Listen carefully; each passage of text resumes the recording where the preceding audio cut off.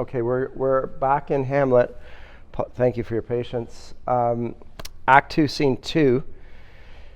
And we left off last time, Hamlet having given his speech in Act 1, Scene 5, that he intends on playing putting on an antic disposition, as he says, and acting, and this is interesting, acting within the context of the play. And in a later scene, the scene we're about to look at, he is going to commission a play, because the play is the thing wherein he'll catch the conscience of the king. And in both cases, Shakespeare is drawing our attention, as he often does, to the function of the theater within the context, obviously, of a dramatic presentation, but within the context of living. And what he then thereby does is introduce the idea or the discussion of the function of art in the humanities, in leading people to live better and not just simply to entertain them. There's very important discussions when we look at the history of literary theory, which I teach concurrent with this right now. What role does art have in a proper education? Is it, as Plato presents, and I don't think entirely seriously in the Republic, that the poet should be banished from the ideal Republic? In a later iteration on the Republic in his Laws, his last book, he seems to have a less extreme position. So I don't take the Republic as Plato's full-blown position on it. He's using the Republic more as an illustration of the ideal arrangement of the faculties within an individual. That's how he begins. He begins with the discussion of justice and how a person can be a just person. And then he says, well, it's easier to see by analogy, let's look at the state. And then suggests that there are different people that represent the various faculties, the reason, the will, and the passions. And the guardians represent the reason, and the passions are represented by the poets to some degree. They appeal to the passions, and therefore the poets should be thrown out because the passions ought not to rule ideally in this city-state. But really he's saying the passions ought not to be ruling over a person in his decision-making and his conduct in life. That's what I think is going on in the Republic. It's not really about politics per se, even though it appears to be. And the Laws is a more practical work in that sense, much less read, much less influential, but still. But the question still remains, what role the arts play in a good education, and what their responsibility is. And Shakespeare basically takes the line that would have been understood historically, which is that they must serve a moral purpose. They have a moral function, and they are responsible for inculcating good, true, beautiful thoughts and creating a just society. There's a responsibility placed on the artist for really the outcomes of his work. And that is in contradiction to what we get after the Romantics, but particularly full-blown in the late 19th century in the movement of art for art's sake, where it is there to delight, but not to teach. So the didactic function, the teaching function of art, has largely been disclaimed by the Academy and even by artists, by playwrights in the last few hundred years, but that goes very much against the grain of how the arts were viewed historically. They invariably teach. And this is the dilemma. Even if you want to pursue and say, I'm pursuing beauty for the sake of beauty, and I'm not interested in moral considerations, and I'm not here to moralize or to teach you anything. The fact is, because we imitate, and we love to imitate, that's part of human nature that Aristotle recognizes. He says that human beings by nature love to imitate, and you can see it with children, and you can see it with adults. They enjoy and they learn through imitation furthermore. So there is no such thing as a neutral artistic presentation. It is actually teaching you some sort of moral stance towards the world. And if it's teaching you that there is no moral absolutes, that too is a moral statement. That's the problem. It's actually taking a strong stance against morality as a consideration in human life. And that position is a contemptible position, but it's our contemporaries' position. They see art as entertainment, as there to titillate, to delight. But the standard position is that art teaches and delights. It's there in Horace, it's there in Dante, it's there in Milton, in his treatise of education, which is there to defend free speech and the free press. He does not say that works never ought to be censored. He says that they can only be censored after they're written and published. And at that point, we can see what we're dealing with. And at that point, we can engage with it, but not beforehand. But still, he thinks that censorship is possible and must be in order to, not that he's promoting censorship, but rather just criticism. But in all of the cases, everyone in the Renaissance, Shakespeare included, and Shakespeare will represent the Renaissance here, believes that he has a moral responsibility to teach the audience right from wrong. And he does it on the stage, and I've said already, in his comedies and his tragedies, and even in his problem plays, he often has extraordinarily tight endings. In the tragedies, all of the villains are punished and dead. In the comedies, the characters that we love end up having their various conflicts resolved, and they're being married. Those are extraordinarily tight endings that support a theological view in which God is sovereign over his creation, and he will reward those whom he loves, and he will punish those who are wicked. And those themes are being reinforced in Elizabethan drama. And Shakespeare's own context would have required him to do that, because I said to you there are Puritans that don't even want the theaters to open because they inculcate immorality. Not necessarily in what they teach, but in what's happening around the theaters. Prostitutes are there, all sorts of unwanted social contagions are in and around the theater.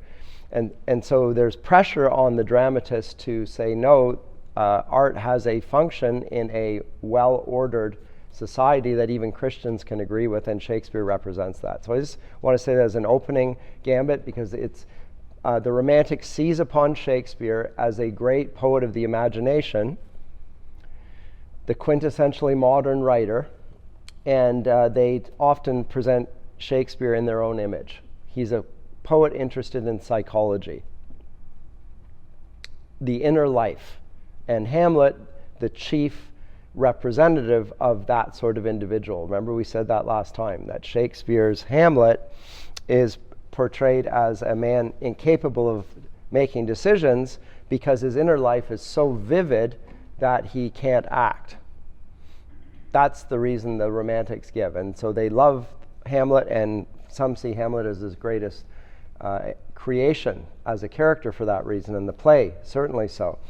I don't see it that way. I've consistently on the course suggested that that is not Shakespeare's view. That's the Romantics' view, and we must not be overly influenced by the Romantics. But Shakespeare's Hamlet is caught in a dilemma by which he's incapable of acting.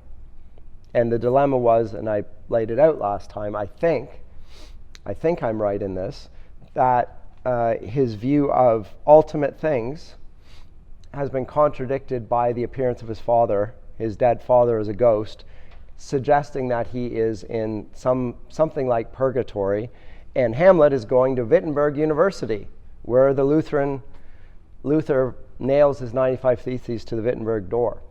And and in those 95 Theses explicitly denies that purgatory exists, and that indulgences, therefore, which are to be purchased to reduce your time in purgatory, are an abuse of the church. So this is a hot topic, and just by connecting it, and he just so happens to be going to Wittenberg, he's the Prince of Denmark, I think Shakespeare is suggesting this is the reason for his inaction.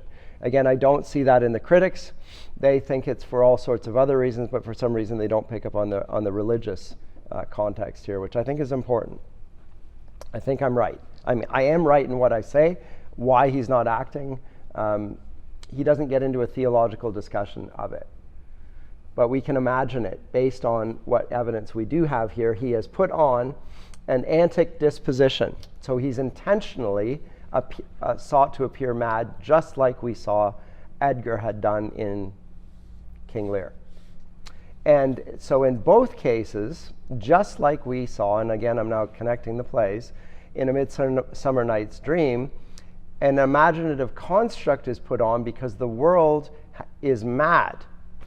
It's chaotic. It's something has happened. Remember in Midsummer Night's Dream in Athens, rational Athens, the king has allowed the father to pursue his rights and says that his daughter should obey him, and under Athens law, that is the law, and he has absolute authority over her. He can even put her to death, and he wants to put her to death. Shakespeare thinks that this is mad. What a crazy thing, a crazy state of affairs, that in Athens a father is going to put his daughter to death for simply disobeying him in loving this man as opposed to that man. And there doesn't seem to be a great deal of objection to the individual. It's just his father prefers this man. Just pure willfulness. Now again, and you could see Shakespeare illustrating the right relation between reason, the will, and passions here. Here we have a man and the father who is willing on his daughter that his passions prevail over hers. He's being unreasonable. And she is saying, no, I prefer this guy. Why? Again, her passions overruling her will. What does Shakespeare do? He sends them into the forest where the imagination rules. And then when they come out, everything's fixed, everything's back to order. Athens has a sort of a marriage scene across the various characters. The imagination has rectified the misuse of reason, which is actually obeying the passions and directing the will to clearly monstrous outcomes. So the imagination has that role in all of Shakespeare's plays. It's aiding the reason. It works with the reason.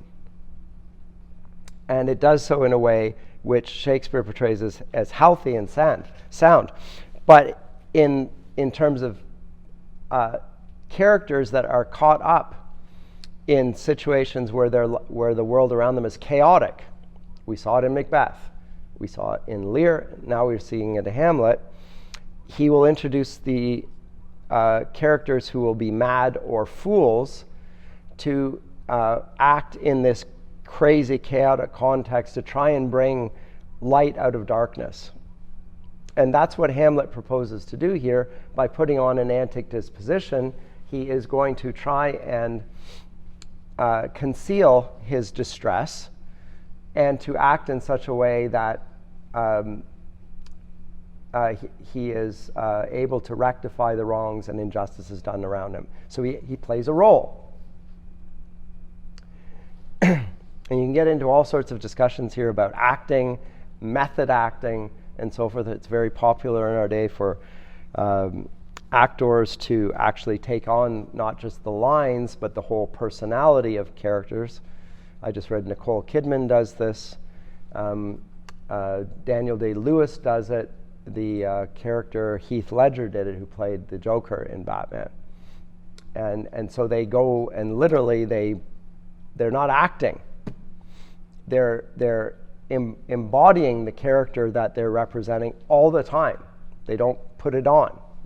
They identify with. The distinction between acting and identifying is part of the Romantics movement. The Romantics say that you have to identify with something. You have to be that thing in order to act in that way. So it's an appeal to authenticity.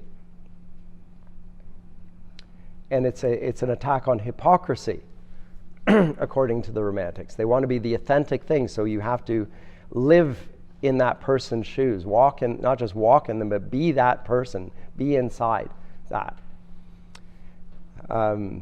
That's a discussion throughout Romantic fiction. The idea of inhabiting the character and living that way and getting rid of your own personality. Shakespeare's not going to go that far. He thinks you play a role. And if you identify too strongly with the role, you've lost yourself. And there is that danger in acting, particularly in method acting. So that's just setting the stage, as it were. Hamlet, from Act 1, Scene 5, takes on an antic disposition and thinks of himself as a man without a role to play. That's partly the reason he does this. Because remember, he is his deceased father's son, so he is the prince, and yet he has not ascended to the throne of Denmark. And so what is he actually? What role does he have to play? Because his mother and his father, is now father by marriage, Claudius, don't want him to go back to Wittenberg. Unlike Laertes, who is going back to France. He's going to be required to stay there, so he's going to be in name the Prince of Denmark, and yet he realizes that he's a threat to Claudius, and Claudius has it in for him and is threatened by him. And he can't really be himself, because if he's going to be himself, he's going to act in accordance with what he's just found out from his father's ghost, that he should seek revenge. So how does he act at this point? He's lost his own identity here. And so he acts mad, because it reflects actually his inner state to some degree. And so as the actor in this very challenging role, where is the boundary between, is he truly lost his mind, or is he just acting that way? It says in the play that he is purposefully putting on an antic disposition, just like it did it with Edgar in King Lear. It's an intentional act. I'm going to act this way. So in that sense, he's in control of what he does. But because he doesn't have a role to play, he doesn't know how to live. He doesn't know who he is in some ways. He's lost his identity, because identities are connected with functions. When you lose your job,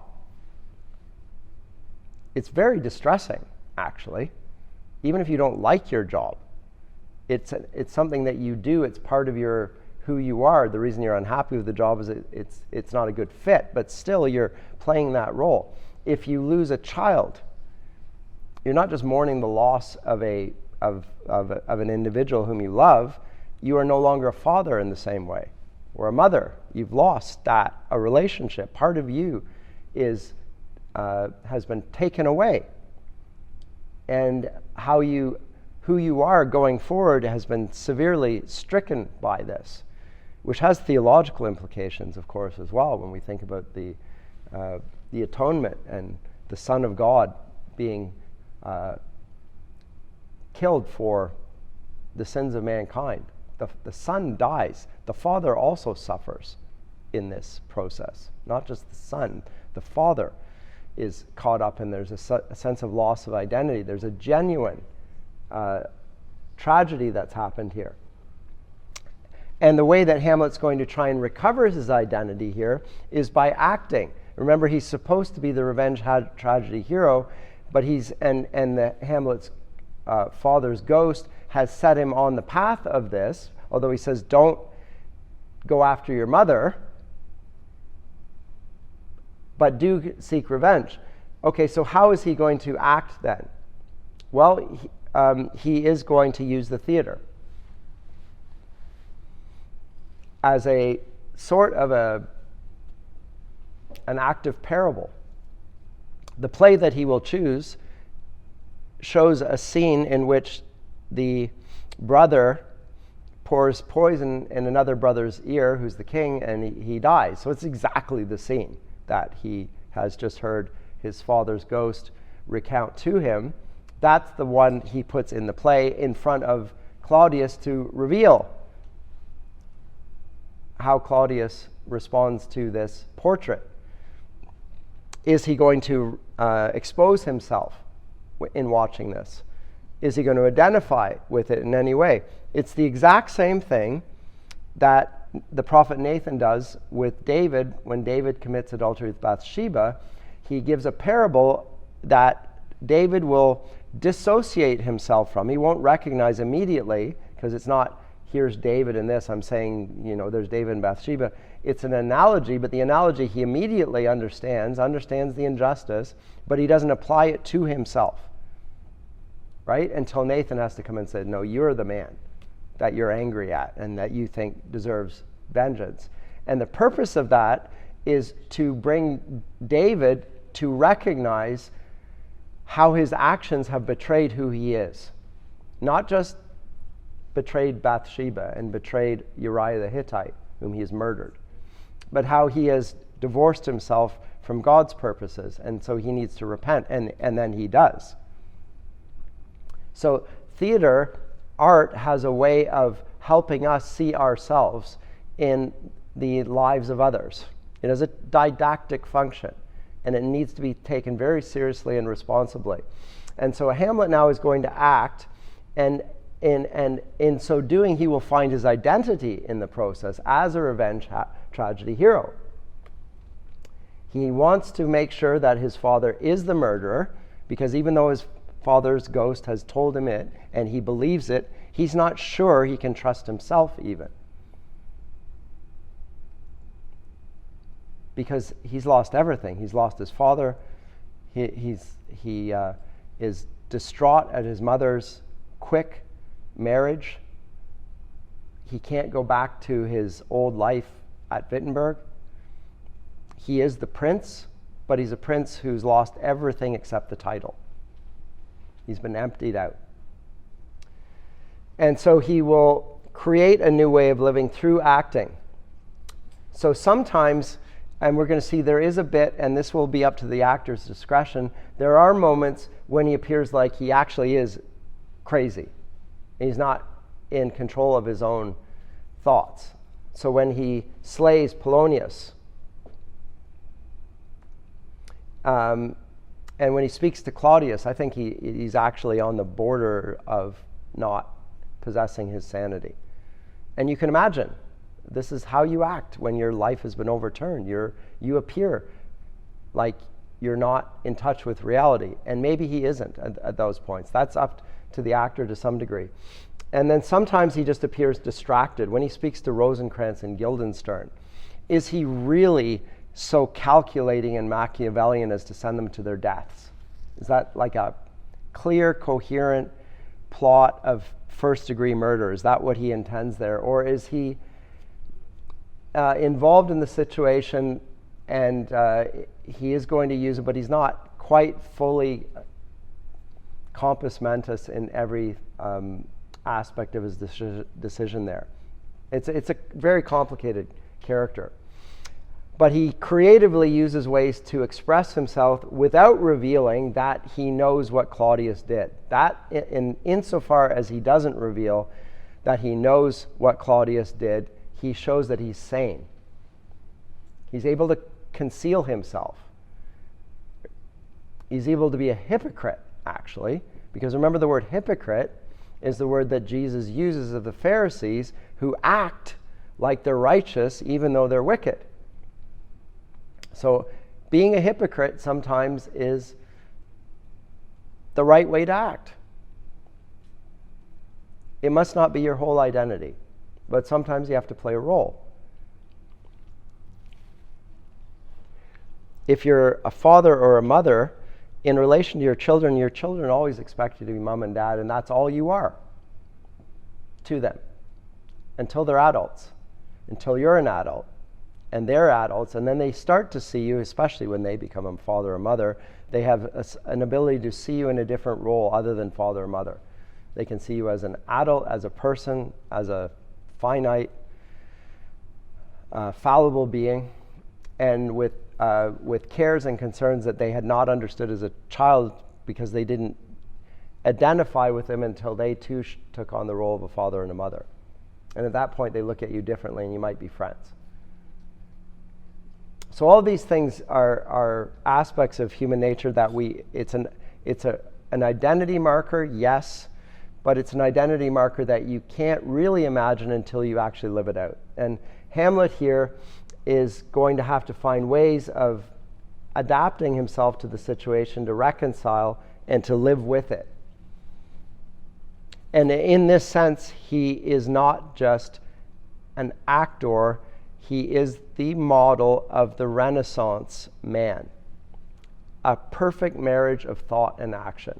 As I said to you last time, there are two ways historically of living that are recognized in the Western world, two lives worthy of living. One is the life of the actor, by actor, the agent, the politician, the man of action.